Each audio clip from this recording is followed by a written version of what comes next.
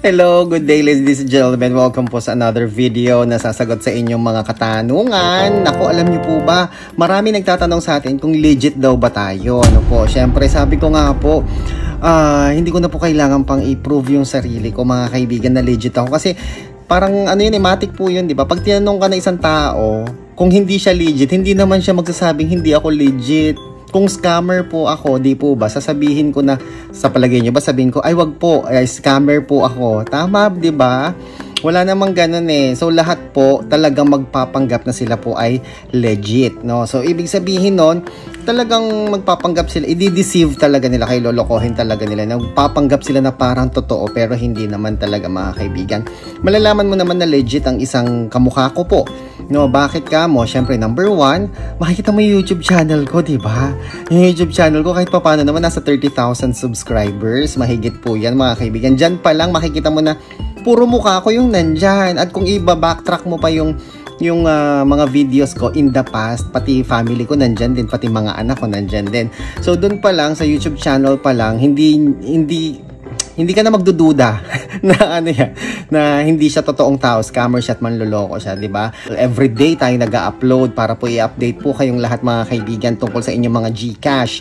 Susunod naman po, meron tayong facebook.com/DJ Chico Arellano. Doon naman po sa ating Facebook, nasa 38,000 plus subscribers po, followers po tayo doon. So marami-rami din po siya mga kaibigan. So hindi tayo basta-basta maninira na lang. At saka yung Facebook page na yun, pinaghirapan natin yun i-build, no, ng matagal na panahon. 2017 pa yata.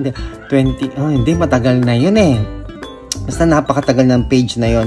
Talagang unti-unti pinalago po natin siya mga kaibigan. At doon din makikita mo rin mga pictures ko rin yun nandun. Hindi po tayo manloloko. Si DJ Chico po mga kaibigan.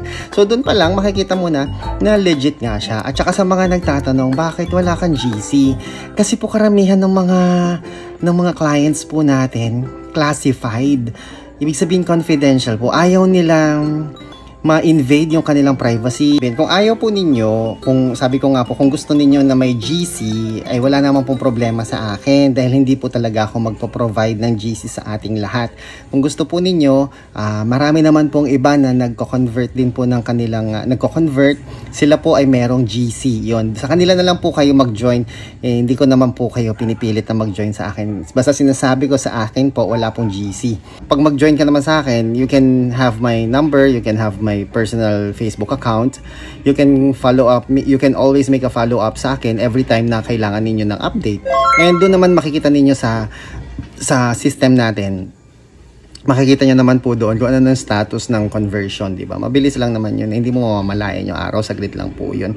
Kaya kung interesado po kayo magpa-GGives convert, mga kaibigan, don't hesitate na mag-comment down below or i-click nyo po yung notification link, i-click nyo po yung link na nandyan sa description box sa baba or check nyo po yung comment section.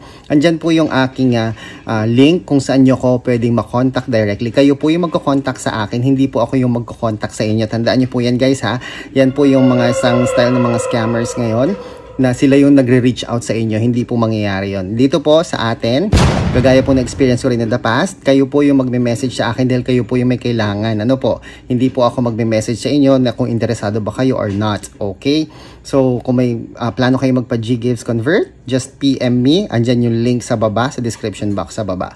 Mag-ingat po kayo mga kaibigan dahil merong bagong scam na na-report po sa atin tungkol po sa GGives conversion. Alam nyo ba mga kaibigan na nagiging ano na siya, kamukha na siya ng legit na GGives conversion talaga. Isipin mo talaga galing kay GCash. Pero hindi, makita mo yung email domain niya at gmail.com at yahoo.com. Ano yung sistema na ginagawa nila? So, they will reach out to you, they will offer you something, tapos doon sa email na yon makikita mo yung email nila sa iyo. Nakalagay pa nga GCash conversion. GCash cash conversion. Ilalagay ko yung mga pictures na pinadala sa akin dito sa video na to mga kaibigan. Makikita nyo po dyan kung paano sila nagre-reach out sa mga merong GGives or GCash, no? Lalo na yung nakikita nila yung nagko-comment na yan. Naku, baka ipipm nila kayo tapos mag-i-email sila sa inyo. Pagkatapos ng mga kaibigan, meron kayong fill upan na form, no? Mag-fill up po sila ng form. Merong form na galing doon sa email na ipapadala sa inyo. Pag inopen mo yung form na yon, makikita mo talaga na legit cash conversion talaga siya. As in, Isipin mo si GCash yung nagko-convert, no? Pero alam niyo mga kaibigan, ang GGives hindi po yan kino-convert ni GCash. Ano po mga kaibigan?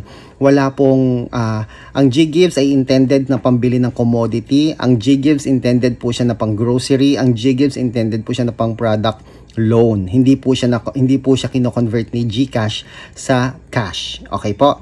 Dahil meron siyang product, yung G-loan para sa cash loan. Okay? Maliwanag po 'yon. So, 'yon. So, ang ginagawa niya, mag-fill up ka ng form. Pag fill out mo ng form, marirealize mo na lang na hinihingi niya na yung mga personal information mo, pati GCash number mo. Mamaya-maya, pati MPIN mo na. Ladies and gentlemen, the moment na hiningi na sa inyo yung MPIN mo para sa GCash conversion, ayan na po, dyan na po tayo madadali.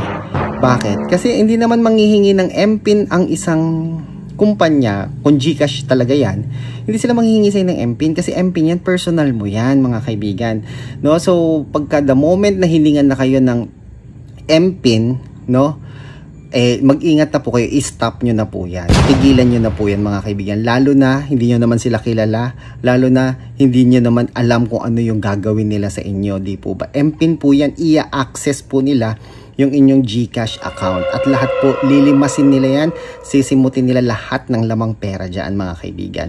Never ever trust somebody, kahit pa iyong kapatid, kapamilya, kamag-anak. Siguro pwede mo nalang pagkatiwalaan na the least is your spouse, asawa mo, or siguro nanay mo or anak mo, no? Pero bukod kahit nga anak mo delikado pa din, 'di ba? So basta ganun po 'yun mga kaibigan, no? Ingat po kayo sa mga scammers. Kung gusto niyo ng legit GGives conversion na sa akin po, mag-comment down below po kayo. Huwag kayo mag-comment down below pala. I-click niyo yung link diyan sa baba, yung aking link. Mag-reach out po kayo sa akin. Hindi po ako ang magme-message sa inyo, kayo po ang magme-message sa akin. Wala po tayong GC or anything. Okay? Enjoy the rest of the day and God bless po.